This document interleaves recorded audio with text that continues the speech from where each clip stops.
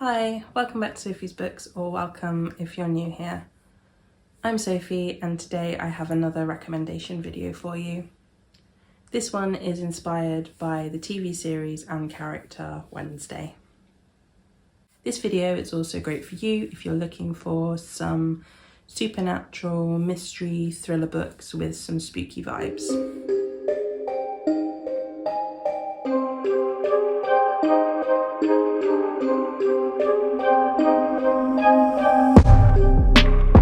So Wednesday Addams is one of my favourite characters. I do love the films from the 1990s. They are some of my favourite films. I have also enjoyed the series Wednesday. I watched series 1 when it first came out and really enjoyed it. I loved the vibe. I thought they did a great job of bringing Wednesday back to a more modern audience. I haven't finished series 2 yet, I've just started it this month, but I'm not sure if it's giving me the same vibes as the first series yet, but we'll find out. So let's get to the recommendations. So my first recommendation is actually part of a trilogy, and this is a YA supernatural series by Susan Dennard, and that is the Luminaries Trilogy. Now, I read this earlier in the year and I had a great time with it. It was an immediate 5-star for me. I loved the plot and the world building and the characters. This series is set in the mysterious town of Hemlock Falls, which is not found on any maps, and also there is no phone signal there, so nobody can use location services to find out where they are. The town is also surrounded by a mysterious forest, which contains supernatural beings that can kill you.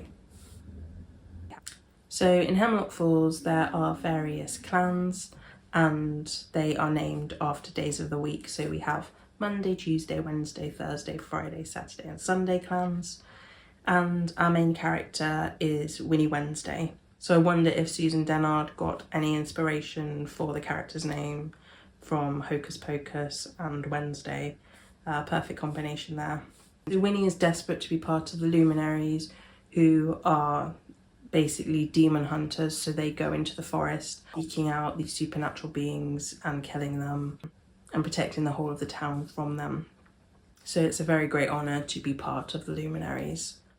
Winnie and her family have been shunned by the community after her father was found out to be a witch and also a traitor. So since that point, her family are outcasts in society and nobody wants anything to do with them. But part of Winnie's determination to become part of the Luminaries is to return honour to her family name. So in Hemlock Falls, on your 16th birthday, you have the chance to take part in the Luminaries Hunter Trials. If you pass these trials, you will then be allowed to become part of the Luminaries. So it's Winnie's 16th birthday and she wants to take part in these trials. So Winnie has to enlist the help of one person who can help train her, and that happens to be Jay Friday, who used to be one of her best friends. He's now the resident bad boy, but he's showing great promise as a young hunter. So Jay Friday also seems to know a lot more about the mysterious forest and the beings there, and together him and Wednesday end up uncovering secrets about the forest. So Jay and Winnie end up finding something lurking in the forest which poses a great danger to the town of Hemlock Falls. I loved Susan Dennard's writing style. I love how she creates the atmosphere, and the world building is amazing. She even has images of the different beings that are found in the forest in the book. So we have here a banshee, and there's a description of the banshee and its strengths and weaknesses and what you can do to kill it, and it just turned this book into almost kind of an encyclopedia. So yeah, these are meant to be pages from the Nightmare Compendium, which is a guidebook that Winnie is putting together. She also likes to draw, so she's putting this together when she experiences these different creatures, or nightmares as they're called. So yeah, I thought that was a really nice touch, but just the words she uses to describe things. So Immediately on the first page there was a description that I thought was beautiful. So she writes, "It's quiet and lethal, lonely and inevitable. It sneaks up on you, shaded by winter grey that doesn't like to let go." So there's lots of very atmospheric, descriptive writing, and it was such an easy and quick read as well. I flew through this, it had me hooked. So we have 2 other books, as it's a trilogy. So this is the first book, The Luminaries, then we have The Hunting Moon, and then finishing with The Whispering Night. And also I was lucky enough to get the Illumicrate editions. So actually The Luminaries was a book in the Illumicrate monthly box, which I had for quite a while but have only just read this year. But I'm so glad that I found this book and the series.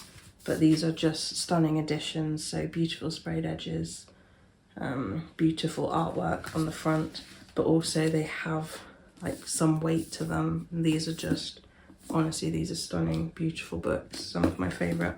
And I'm really glad that I gave the series 5 stars, so the whole series was 5 stars for me. It was also very reminiscent of kind of early 2000s paranormal fantasy YA novels, which I loved at the time. It was kind of nice to have that nostalgia read, and I think maybe that has something to do with why I loved it so much.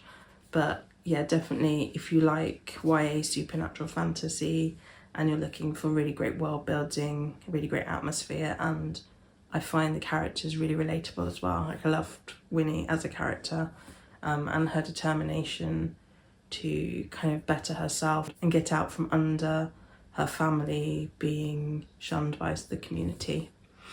So yeah, this is definitely one of my favourite series.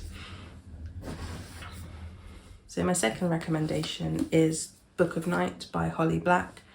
Now, a lot of people seem to hate this book, but I didn't. I really like this book. I think a lot of the criticism may come from fans of Holly Black who've read other novels by her and were expecting something different from this novel, but I haven't actually read any Holly Black, I don't think, so I didn't go in with any expectations. But this is Holly Black's first adult fantasy that she's written, and yeah, I really enjoyed it. So this book is set in a world where there is shadow magic, so magic is tied to shadows. There are some evil magicians called glow-mists who use their powers to commit crimes. So our main character is Charlie Hall. She used to be a thief and got embroiled in the world of shadow magic, despite not having any shadow magic of her own. But she was tasked with stealing old and valuable books which contained information about shadow magic for the glow-mists who were looking to get as much knowledge about their magic as they could. But after a lot of close calls and sustaining lots of injuries, Charlie has quit and left that life behind.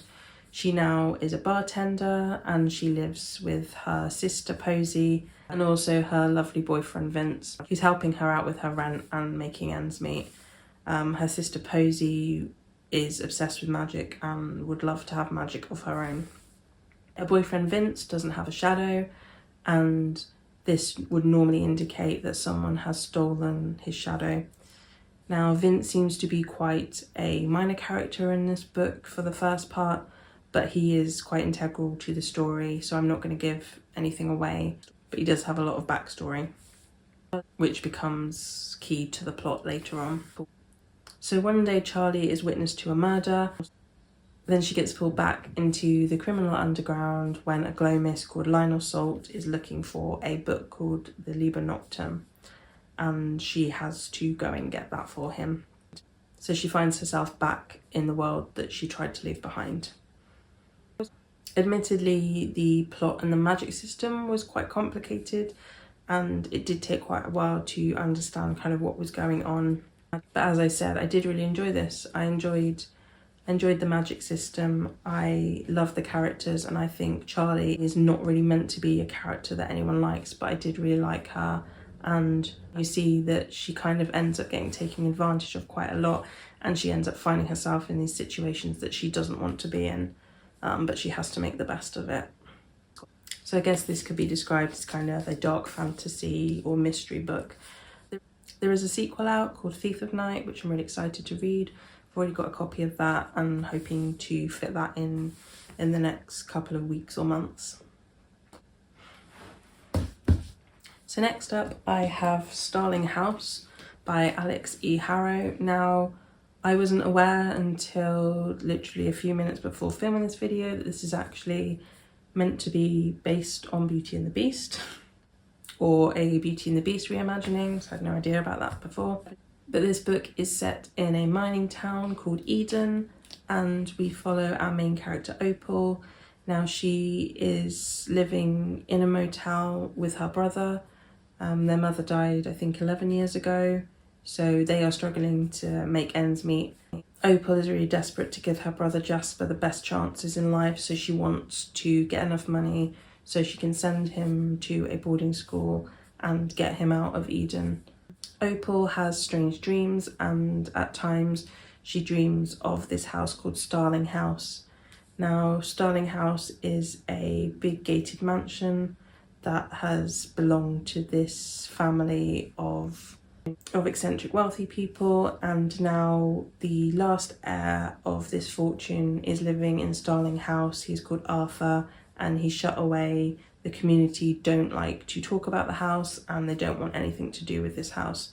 But Opal is kind of drawn to it, and one day she ends up having an encounter with Arthur, who lives there, and she ends up being employed as his cleaner. It's an opportunity that she can't turn down if she wants to get enough money to send Jasper away. So she starts her job cleaning at Starling House, and she realises that the house has lots of secrets that she wants to uncover, but also what she didn't expect is that she feels at home in Starling House. But Opal is not the only one who wants to find out more about Starling House. There is a corporation that approach Opal once they realise that she has access to Starling House, and they offer her a large sum of money to uncover secrets about Arthur and about the house. This is very much kind of Gothic mystery, with this house taking on its own character, and I love the writing style. I think this is my first Alix E. Harrow book, and I definitely want to read more. She's great at setting the atmosphere, and I feel like she's mixed a lot of different themes and genres within this book. So we have this imposing house, Starling House. We have these strange characters, so Arthur, who lives at the house, and he has a lot of family history that he's trying to uncover. There is also a family curse, so it's got a bit of everything, really. And I definitely recommend it if you are looking for this suspenseful Gothic vibe. And also I have this beautiful Illumicrate edition, so it has a plastic slip cover that comes up, and we have an image of the house on there, and also some beautiful artwork inside. Yeah, I really enjoyed this.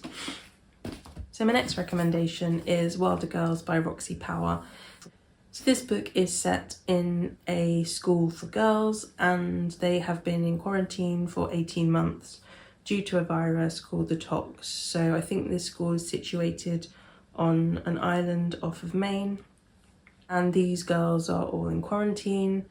They've also, most of them, experienced some kind of mutation from this virus. Now all of the teachers have slowly died, so these girls are left to fend for themselves. Our main character is Hetty, and she has lost an eye through this Tox virus, but a lot of the other girls look up to her for guidance. One day her best friend Bayat goes missing, and Hetty will do anything she can to get her back, even if that means breaking the quarantine and going off into the island, into the wilderness, and being exposed to whatever has happened past their quarantine as a result of the Tox virus.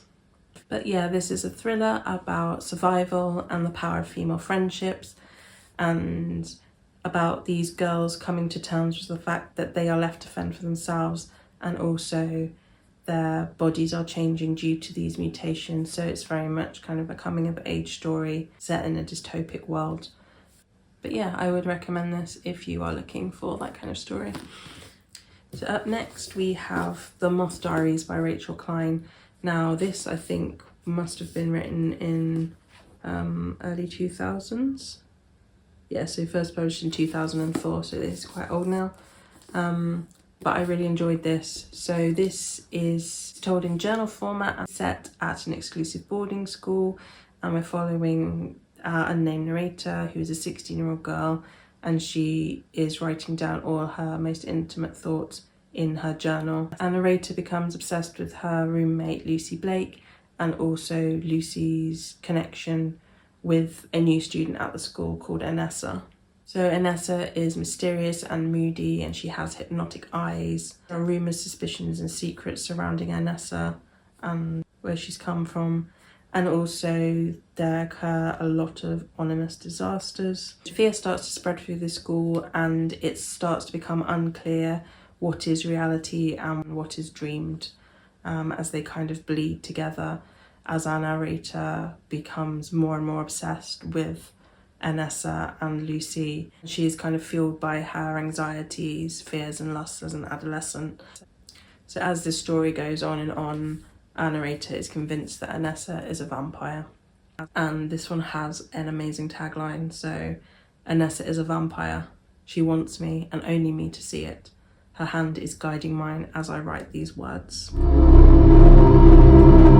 So at the centre of this is really the question, is Anessa a vampire, or has the narrator trapped herself in her own imagination? That is never clear. But I believe that this one must be kind of an early Carmilla retelling, I'm not sure, but that's the vibe it's giving me. But I did read this quite a long time ago now, so it probably is time for me to give it a reread. But yeah, if you're looking for kind of vampire, mystery, dark academia, I guess, then this one is for you. So next I have kind of an occult YA fantasy, so The Invocations by Krystal Sutherland.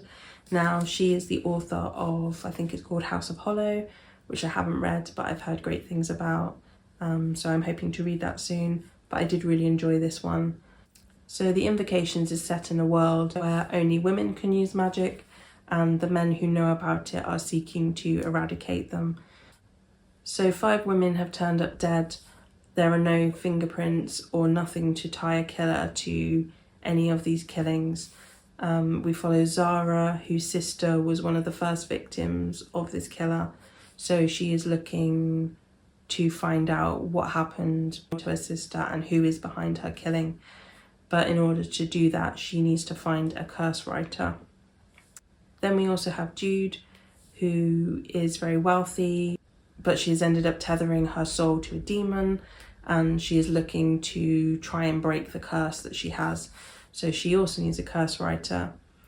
So these two end up meeting at the house of the 5th victim, and they find a business card there for Emma Byrne, and she happens to be a curse writer. So that's exactly what both of them need.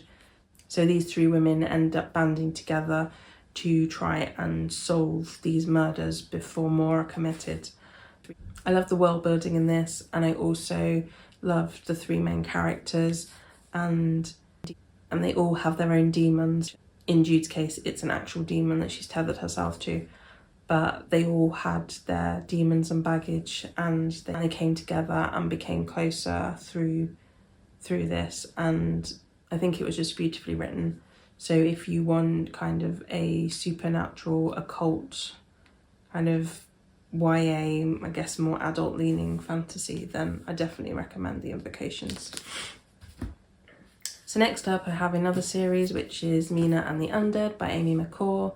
So this is set in New Orleans, and we follow Mina, who goes to visit her sister in New Orleans, Libby, and Mina is really excited about her trips because she is obsessed with horror, and she wants to visit all kind of the supernatural sites and uncover New Orleans' magical side. So she wants to go on the vampire tours, go to the spooky cemeteries, and also learn more about the mysteries in New Orleans. So Mina ends up getting a part-time job at a horror movie house. There she meets her sister's handsome roommate, Jared. Jared is also a lover of all things horror, so Mina and him end up becoming closer with each other over their shared love of horror movies. One day, Mina stumbles upon the corpse of a dead girl who has puncture marks in her neck, and she is holding a lock of hair that looks very similar to her sister Libby's. It appears as if someone is recreating some of the most brutal supernatural murders that took place in New Orleans. So Mina needs to uncover the truth so she can clear her sister's name, also before she becomes a victim herself. But it says on the back, suitable for fans of Gothic YA murder mysteries. So if that's the thing you're looking for, then I definitely recommend this. So as I said, this is a trilogy, so there are 2 more books. I've read the next one, which is Mina and the Slayers, but I'm yet to read the final installment, which is Mina and the Cult. But I really love the design on these, so they're designed like they're meant to be a videotape. So we have VHS on the side, and it's like got the genre mystery, and then it says be kind, rewind. So I really love that aspect of it, and I really enjoyed the series, and I think Amy McCaw is a great author. She's done really well at bringing the kind of 90s Buffy Charmed vibes to this book, and I think it does really encapsulate that kind of mystery horror genre. And then the final book I have for you is kind of a little bit of a cheat because I haven't read it yet. So this is The Executioner 3 by Susan Dennard, but I really feel, based on the blurb of this and based on Susan Dennard's Luminaries Trilogy, that this is also perfect for fans of Wednesday. I think it really has the supernatural horror mystery element to it, so I'll read the blurb to you. So it's described as an irresistible blend of small-town murder mystery and spine-tingling supernatural elements. So we follow Freddie Geller, who didn't mean to get half the rival high school arrested. She'd simply heard shrieks coming from the woods, so she'd called the cops like any good human would do. How was she supposed to know it was just kids partying? Except the next day, a body is found, and while the local sheriff might call it suicide, Freddie's instincts tell her otherwise. So like the expiring sleuth and true X-Files aficionado she is, Freddie sets out to prove there's a murder at large. But her investigation is quickly disrupted by the rivalry between her school and the school of the partying teens she got arrested. Worse, the clever and gorgeous leader of the rival prank squad has set his sights on Freddie. As more pranks unfurl, more bodies also start piling up in the forest, but it's the supernatural warning signs around town plucked straight from an old forgotten poem called The Executioners 3 that worry Freddie the most. She knows the poem and its blood curse can't be real, but she's quickly running out of time to prove it. Because the murderer, or executioners, knows Freddie's onto them now, and she might just be their next target. So I think this has all of the vibes of the Wednesday TV series. I'm really looking forward to reading this and hoping that it will be another 5-star, but I'm really happy that I got this edition. It's got some beautiful sprayed edges, and I just love the cover art of this. So I'm hoping to pick that up soon. So that's the last book recommendation I have for you.